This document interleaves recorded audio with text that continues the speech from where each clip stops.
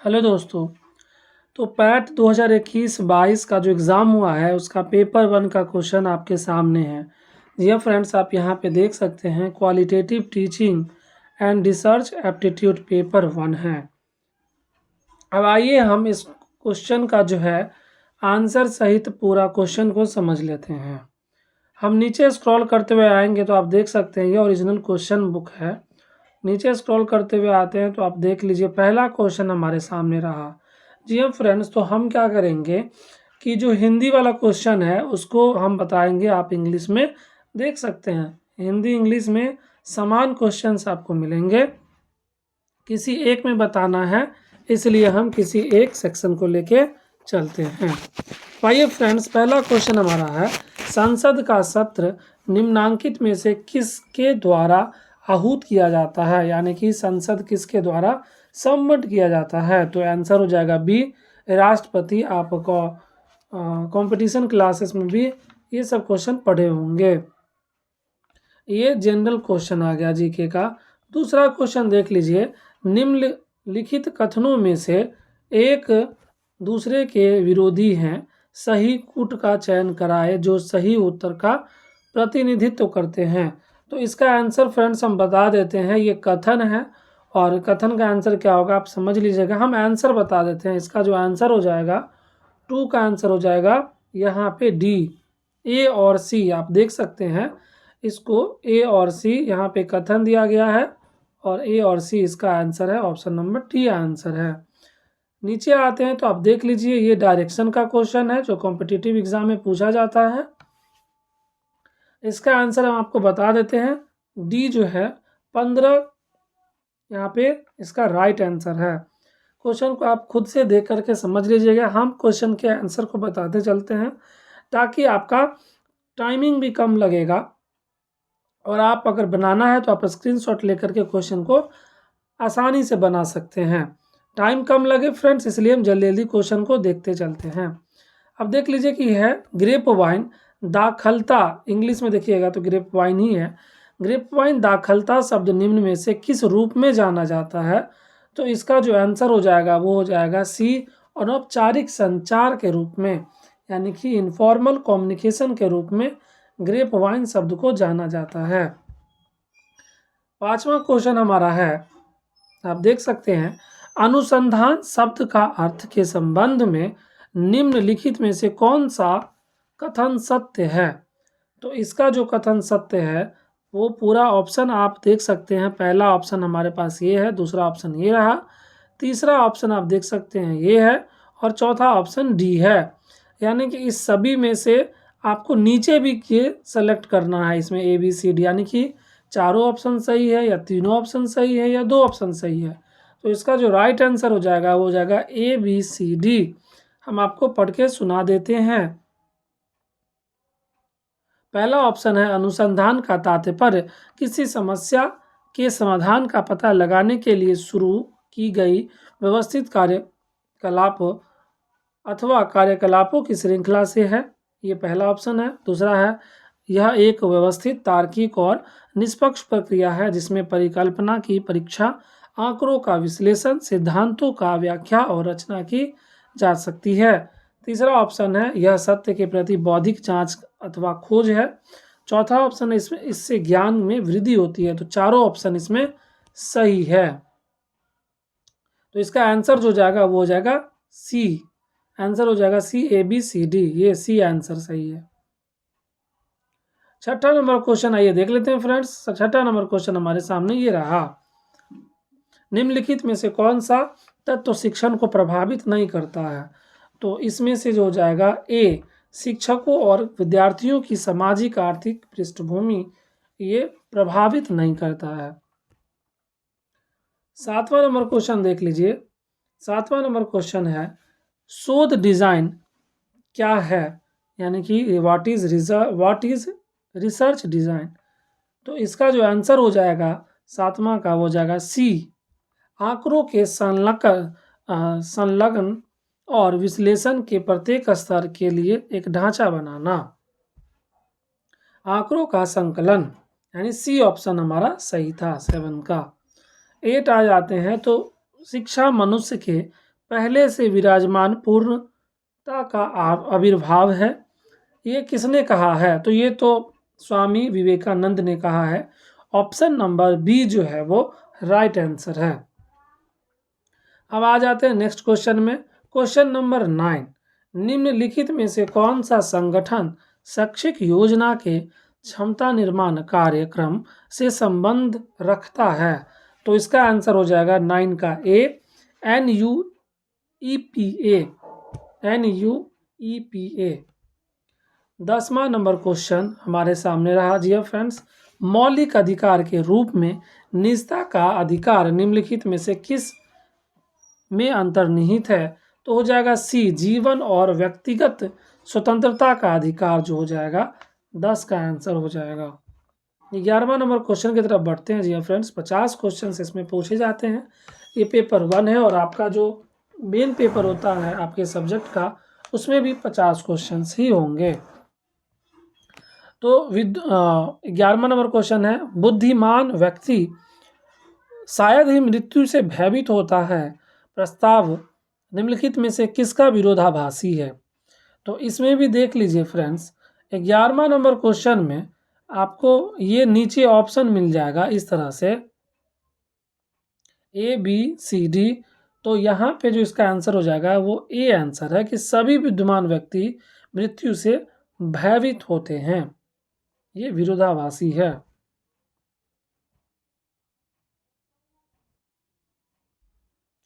12वां का जो आंसर है वो एज से है। जी हाँ फ्रेंड्स, कॉम्पिटिटिव एग्जाम में एज से जो क्वेश्चन आता है कि पिता और पुत्र की आयु का मध्यमान 27 वर्ष है, 18 साल बाद पिता अपने पुत्र की आयु से दोगुना होगा, उनकी वर्तमान आयु जांच कीजिए।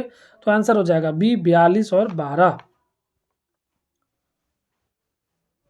अब क्वेश्चन नंबर 13 पे आ जाते हैं। पीत पत्रकारिता पद संबंध है। तो पीत पत्रकारिता आपको पता है पत्रकारिता से संबंधित रखता है। तो इसमें मूल जो बातें हैं वो है, आंसर इसका हो जाएगा सी, कि पाठक को दर्शकों को आकर्षित करने के लिए नसनी परकता, अतिशयोक्ति, यानी कि अपने मन से अट्रैक्ट करने के लिए कुछ भी परोस करके, यानी कुछ भी लिख करके दर्शकों को अट्रैक्ट करना, ये पीत पत्रकारिता होता है। अब आ जाइए क्वेश्चन नंबर 14 यानी 14 नंबर क्वेश्चन, शोध प्रबंधन कथन क्या है? तो शोध प्रबंधन जो कथन है इसका आंसर हो जाएगा डी, ड्रिड कथन है। जी हाँ फ्रेंड्स, ड्रिड कथन चौथा नंबर ऑप्शन एन असर्शन है। 15वां नंबर क्वेश्चन कहा रहा है, एक थेसिस में शोध प्रबंधन में चित्र एवं तालिकाएं रहती है। एक थेसिस में शोध प्रबंधन में चित्र एवं तालिकाएं रहती है, इसका जो आंसर हो जाएगा वो हो जाएगा ए। तो 15 का आंसर ए हो गया। आप देख सकते हैं हमारे पास यहाँ पे है मूल पाठ में ही द टेक्स्ट इटसेल्फ, 15 का आंसर हो गया। अब आइए 16 नंबर क्वेश्चन पे देखते हैं। तो 16 नंबर क्वेश्चन में फ्रेंड्स आप देख सकते हैं आपके सामने रहा, इसमें कथन दिए हुए हैं। प्रस्तुत कथन पर विचार कीजिए, जिसमें से 2 तर्क है, पहला तर्क है और दूसरा तर्क है। यहाँ पे कथन दिया हुआ है कि भारत के पास एक बहुत मजबूत और शक्तिशाली लोकपाल होना चाहिए। पहला तर्क है, हाँ यह नौकरशाही में भ्रष्टाचार को खत्म करने में काफ़ी मदद करेगा। सही बात है, क्योंकि लोकपाल बिल भ्रष्टाचार को लेकर के ही है। दूसरा तर्क है, नहीं यह ईमानदार अधिकारियों को त्वरित निर्णय लेने से हतोत्साहित करेगा, तो ये नहीं होना चाहिए। तो यानी केवल एक ही कथन सही है। तो यहाँ पे आप देख सकते हैं हमारा राइट आंसर हो जाएगा, केवल तर्क एक ही प्रबल है। नीचे आते हैं तो 17 नंबर क्वेश्चन हमारे पास ये रहा, निम्नलिखित में से कौन सा योजना आयोग का वास्तविक कार्यकारी मुखिया होता है? तो इसका जो राइट आंसर हो जाएगा डिप्टी चेयरमैन। जी फ्रेंड्स, डिप्टी चेयरमैन ये करेक्ट आंसर है। फ्रेंड्स, ज़्यादा टाइम ना लेते हुए हम किसी एक लैंग्वेज में क्वेश्चन को पढ़ रहे हैं, ताकि जल्दी जल्दी क्वेश्चन को देखा जाए और आपको एक मूल ढांचा मिल जाए कि पेपर 1 का क्वेश्चन कैसा होता है पैट का। 14 नंबर क्वेश्चन देख लीजिए, 18 नंबर क्वेश्चन ये हमारा ये रहा कि जिस प्रकार किसी सेना को छोटी छोटी टुकड़ियों में बांटने से सेना की शक्तिशाली छीन हो जाती है, उसी प्रकार यदि किसी हीरे को छोटे छोटे टुकड़ों में काट दिया जाए तो उसके मूल में ह्रास हो जाएगा। क्या ह्रास हो जाएगा? तो इसका आंसर हो जाएगा वो है कारणात्मक जी हाँ फ्रेंड्स, ऑप्शन हम बता दिए कारणात्मक। ज़्यादा डिस्क्रिप्टिव के लिए आप खुद से समझ जाएं कि जल्दी जल्दी हमको क्वेश्चंस को डील करने हैं। तो आइए क्वेश्चंस को जल्दी जल्दी डील करते हैं। राइट आंसर हम सिर्फ आपको बता दे रहे हैं। यदि श्रृंखला 4-5, ये श्रृंखला देख लीजिए, इसका आंसर हम बता देते हैं। इसका राइट आंसर जो हो जाएगा 19 का, वो हो जाएगा ए 33। ये श्रृंखला वाला क्वेश्चन है, मैथ से रिलेटेड सीरीज का क्वेश्चन है। 20 नंबर क्वेश्चन देख लीजिए कि मानव संप्रेषण प्रक्रिया के विवरण के लिए निम्नलिखित में से कौन सा कथन समुच्चय सही है। तो इसका जो राइट आंसर हो जाएगा 20 का, वो हो जाएगा डी। जी हाँ फ्रेंड्स, डी, क्योंकि इसमें जो है आप देख सकते हैं कि ये ऑप्शन दिए हुए हैं और इसमें से चारों को समझ करके बनाना है। तो जी डी जो ऑप्शन है आप देख लीजिए यहाँ पे ए बी सी डी, यानी ये सभी सही है। समझ गए फ्रेंड्स? तो यहाँ पे ए बी सी डी ये इसका आंसर हो जाएगा। जी हाँ फ्रेंड्स।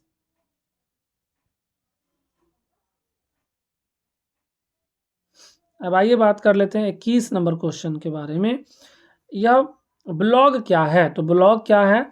यह एक ऑनलाइन पत्रिका के रूप में एक व्यक्तिगत या कॉर्पोरेट वेबसाइट होता है, उसी को हम ब्लॉग कहते हैं। अब ये क्वेश्चन नंबर 22 देख लेते हैं। निम्नलिखित में से कौन अनुसंधान नैतिक के मुद्दों प्रति अति संवेदनशील है? तो इसका जो आंसर हो जाएगा वो हो जाएगा ए, शोध निष्कर्ष को रिपोर्ट करना। नीचे आते हैं तो देखते हैं 23 नंबर क्वेश्चन। शोध प्रबंधन लेखन प्रारूप को अंतिम रूप से देने में निम्नलिखित रूप से कौन सा पूरक पृष्ठों का हिस्सा होगा? तो इसका जो राइट आंसर हो जाएगा फ्रेंड 23 का, वो हो जाएगा सी, ग्रंथ सूची और परिशिष्ट। 24 क्वेश्चन नंबर। निम्नलिखित में से कौन प्रभावी शिक्षण में प्रमुख व्यवहार है? इसका जो राइट आंसर हो जाएगा वो हो जाएगा डी, अनुदेशात्मक विविधता, यानी कि इंस्ट्रक्शनल वैरायटी। 50 क्वेश्चन है फ्रेंड्स। अब देख लीजिए कि 25 से लेकर 30 प्रश्न जो है आपका ये है क्या? तो पैसेज है। पैसेज को लेकर के क्वेश्चंस पूछे गए हैं। अगर आप चाहते हैं स्क्रीनशॉट लेना तो मैं इसको थोड़ा सा और छोटा कर देता हूं, आप स्क्रीनशॉट इस पैसेज का ले पाएंगे ताकि भविष्य में आप इसको बना सकें। तो जितना छोटा मैं कर सकता हूं उतना छोटा मैं कर दे रहा हूं। आप क्या करें, इसका स्क्रीनशॉट ले सकते हैं। ये रहा आपका पैसेज और ये रहा आपका पैसेज, हिंदी इंग्लिश दोनों में है। आप स्क्रीनशॉट पॉज करके ले लीजिए। अब आइए क्वेश्चंस को डील कर लेते हैं।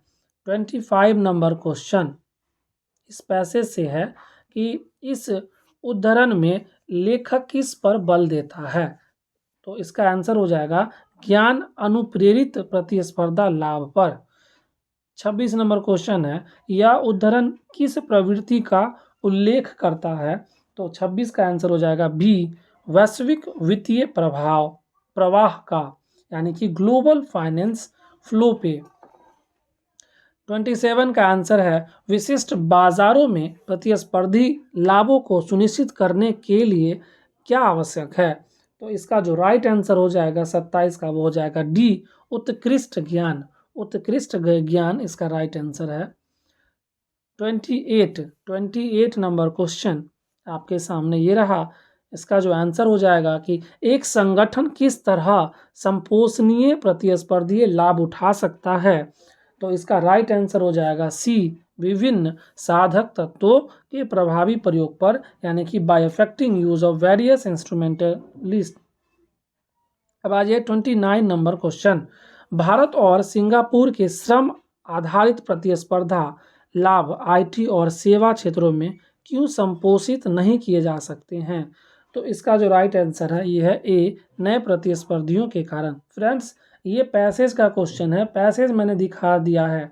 कोई वीडियो को अगर बढ़ा करके देख रहे होंगे तो इसका आंसर आपको नहीं मिलेगा, इसलिए पैसेज को आप देख लेंगे तो आप खुद भी समझ सकते हैं। 30 नंबर क्वेश्चन, किस देश ने ऑटोमोबाइल उद्योग में दशकों तक प्रतिस्पर्धा लाभ उठाया है? तो इसका आंसर हो जाएगा जापान। ये पैसेज से क्वेश्चन है, जापान इसका आंसर हो जाएगा, ऑप्शन डी। अब 31 नंबर क्वेश्चन, भारत की नदियों में निम्नलिखित में किसको प्रदूषण का प्रमुख स्रोत माना जाता है? तो 31 का जो आंसर हो जाएगा वो अशोधित वहित मल, अशोधित वहित मल, अनट्रीटेड सेवेज।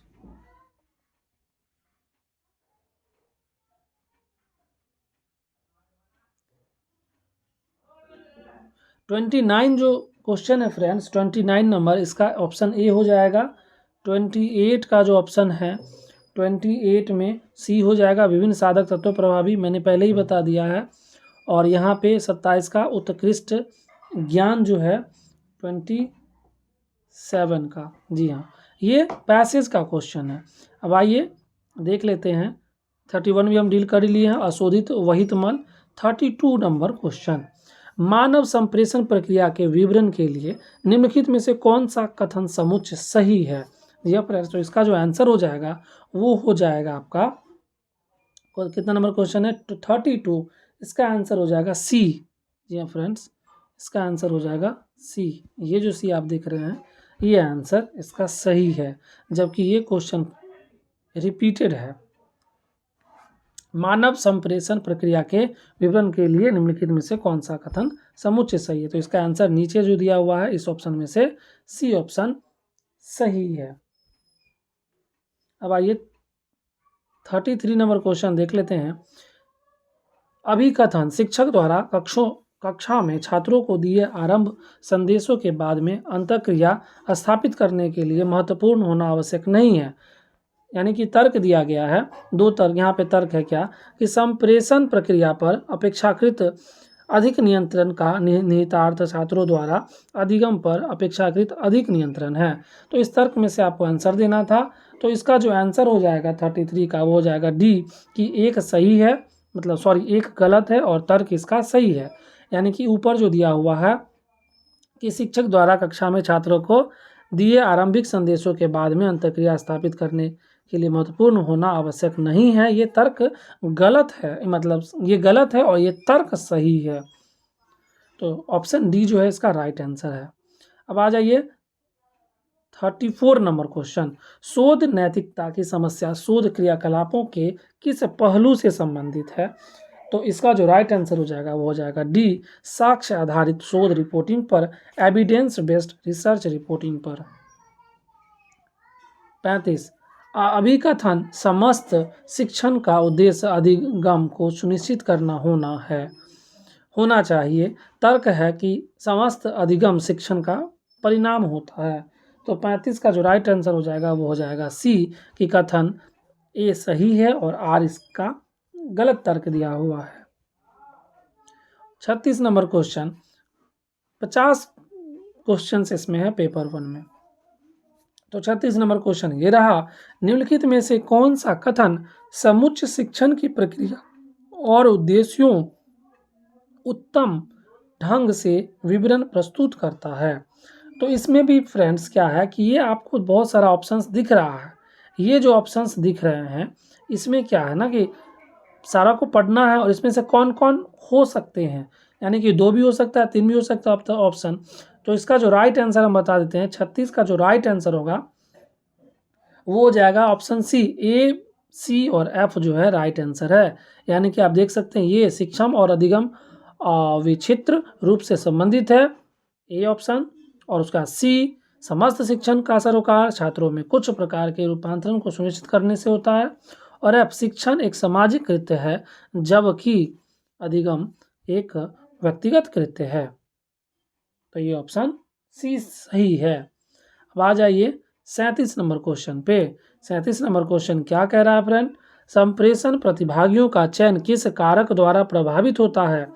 तो इसमें ये जो ऑप्शन है ये आप देख सकते हैं, अकेलापन, ये इसी से आंसर इसका निकल जाता कि सानिध्य उपयोगिता अकेलापन से प्रभावित होता है। जी हाँ फ्रेंड्स, संप्रेषण कभी भी अकेलापन से हो नहीं सकता है, यानी प्रॉक्सिमिटी, यूटिलिटी और लोनलीनेस। 38 का जो है क्वेश्चन नंबर क्या कह रहा है, शोध प्रबंधन लिखने का प्रारूप वही होता है जो निम्नलिखित में होता है। शोध पत्र लेखक तैयार करना, संगोष्ठी प्रस्तुत करना, शोध के लघु शोध प्रबंध में, ये ऑप्शन सही लग रहा है हमको। 38 का ऑप्शन नंबर सी सही है, शोध के लघु शोध प्रबंध में। 39 नंबर क्वेश्चन देख लेते हैं। शोध करने के लिए निम्नलिखित में से कौन सी आरंभिक अनिवार्यता की अपेक्षा है? तो 39 का जो आंसर हो जाएगा वो हो जाएगा ए, अनुसंधान प्रश्न तैयार करना। जी हाँ फ्रेंड्स, अनुसंधान प्रश्न तैयार करना 39 का ए, ये राइट आंसर है। 40 नंबर क्वेश्चन पे चले जाते हैं। जी हाँ फ्रेंड्स, शिक्षण की प्रभावकारिता में योगदान देने वाले सकारात्मक कारकों वाले वैकल्पिक का चयन कीजिए। जी हाँ फ्रेंड्स, तो इसमें बहुत सारे ऑप्शंस दिए हुए हैं, आप यहाँ पे देख सकते हैं। इसमें से A B C D F तक है, तो इसमें से 4 ऑप्शन भी हो सकते हैं, 5 ऑप्शन भी हो सकते हैं। तो हम डायरेक्ट आंसर बताए थे, आप स्क्रीनशॉट ले लें, पढ़े खुद से। ऑप्शन क्या है हम बता देते हैं। 40 का जो आंसर हो जाएगा वो हो जाएगा डी, यानी कि ए सी और एफ जो है इसका राइट आंसर है। यह फ्रेंड्स आप देख सकते हैं, ए में क्या है, अध्यापक को विषय का ज्ञान, सी में है अध्यापक का संप्रेषण कौशल, और एफ में है कक्षा सब समव्यवहार के संचालन और अनुश्रवण में अध्यापक की क्षमता। 41 नंबर क्वेश्चन ये देख लीजिए, करंट अफेयर से साहित्य के जेसीबी पुरस्कार 2022 के लिए आप जानते ही हैं खालिद जावेद को दिया गया था। निम्नलिखित में से राज्यों में से, ये 42 नंबर क्वेश्चन हम पढ़ रहे हैं, ये जो क्वेश्चन है 42 नंबर क्वेश्चन पढ़ रहे हैं। जी फ्रेंड्स, निम्नलिखित राज्यों में से किस राज्य की लोकसभा में सीटों की संख्या सर्वाधिक है? जी फ्रेंड्स, महाराष्ट्र में सबसे ज़्यादा लोकसभा सीट हैं, जबकि अगर इस ऑप्शन में से देखें तो इस ऑप्शन में पश्चिम बंगाल में जो है वो विधानसभा सीट ज़्यादा है, लेकिन महाराष्ट्र में लोकसभा सीट ज़्यादा है। इसमें 48 है, इसमें 42 है, तो इसका जो आंसर हो जाएगा वो हो जाएगा हमारा महाराष्ट्र आंसर हो जाएगा सही। 43 नंबर क्वेश्चन देख लीजिए फ्रेंड्स, किसी राज्य के महाधिवक्ता का कार्यकाल होता है? तो इसका जो ऑप्शन है फ्रेंड्स सी हो जाएगा, वो राइट आंसर हो जाएगा, क्योंकि फिक्स्ड नहीं है किसी भी महाधिवक्ता का कार्यकाल। अब आ जाते हैं 44 नंबर क्वेश्चन पे। शैक्षणिक संस्थाओं में प्रवेश में किन आधारों पर किए जाने वाले पक्षपात का संवैधानिक रूप निषेध किया गया है? तो आप देख सकते हैं कि धर्म, लिंग और जन्म स्थान, कहीं पे भी देखिएगा तो ऐसा यहाँ पे नहीं रहता है। तो इसका मतलब हम 3 जो आप देख सकते हैं, राष्ट्रीयता तो कह सकते हैं नहीं, 44 का जो आंसर है वो आंसर हो जाएगा डी। 44 का जो आंसर है वो डी है, आप देख सकते हैं यहाँ पे डी हो जाएगा, ए बी सी, क्योंकि राष्ट्रीयता के आधार पर कभी भी ऐसा नहीं हुआ है। धर्म, लिंग या जन्मस्थान के आधार पे हम कभी भी किसी ऐसे छात्र को प्रवेश लेने पर पक्षपात संविधान हमारा नहीं करता है। राष्ट्रीयता के आधार पे कर सकता है कि अपने देशवासियों को ज़्यादा महत्व मिलता है। 45 राष्ट्रीय जलवायु परिवर्तन नीति के भाग के रूप में भारत सरकार की वर्ष 2030 तक नवीनकरणीय ऊर्जा की संस्थापित क्षमता को कहाँ तक बढ़ाने की योजना है? तो आप इसमें देख सकते हैं सबसे ज़्यादा 350 गीगावाट हो, तो आप ये ऑप्शन चूज कर सकते हैं। वैसे राइट आंसर यही है। अब आज एक ब्लड रिलेशन से क्वेश्चन है कि पी और क्यू का भाई है। 46 नंबर क्वेश्चन पे आ गए हम, 4 क्वेश्चंस और बच गए हैं। पी और क्यू का भाई है, आर और एस की बहनें हैं, पी का पुत्र एस है, एस का भाई है, और क्यू आर से कैसा संबंधित है? तो इसका जो राइट आंसर है वो चाचा से संबंधित है, अंकल। 47 नंबर ये श्रृंखला का क्वेश्चन है। श्रृंखला का क्वेश्चन का आंसर जो हो जाएगा वो 47 का आंसर हो जाएगा 50। फ्रेंड्स 50 इसका राइट आंसर है। 48 नंबर क्वेश्चन, अच्छे शिक्षण के लिए क्या क्या आवश्यक है? जी हाँ फ्रेंड्स, अच्छे शिक्षण के लिए सबसे ज़्यादा आवश्यक है निदान, डायग्नोसिस। 49 नंबर क्वेश्चन, विश्वविद्यालय अनुदान आयोग को निम्नलिखित में से किन उद्देश्यों के लिए गठित किया गया है? तो इसमें भी ऑप्शंस दिए हुए हैं। जी हाँ फ्रेंड्स, आप देख सकते हैं यहाँ आपके 4 ऑप्शंस है, उसके बाद भी यहाँ पे चयन करना है कि कौन कौन से हो सकते हैं। तो राइट आंसर हम आपको बता दें 49 नंबर का, इसका ऑप्शन हो जाएगा ए बी सी, यानी कि अनुसंधान के उन्नयन और उच्च शिक्षा के विकास के लिए। उसके बाद हो गया संभावनाशील अधिगम वाले संस्थानों की पहचान एवं उसी रूप में बनाए रखने के लिए, और शिक्षकों का क्षमता निर्माण करने के लिए। और 50 नंबर जो क्वेश्चन है कि भारत में सिविल सर्विस दिवस कब मनाया जाता है? तो 21 अप्रैल को भारत में सिविल सर्विस दिवस मनाया जाता है।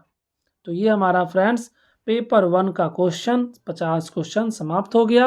आपको बता दें कि आप पॉज कर करके आप वीडियो को देखेंगे और क्वेश्चन का स्क्रीनशॉट आप वहाँ से ले सकते हैं। किसी भी तरह की समस्या होगी तो आप कमेंट के माध्यम से हमें अप्रोच कर सकते हैं, और अगर ये क्वेश्चन चाहिए होगा तो कमेंट के माध्यम से कहेंगे तो हम लिंक टेलीग्राम लिंक डाल देंगे और वहाँ पे आप क्वेश्चन डाउनलोड में भी कर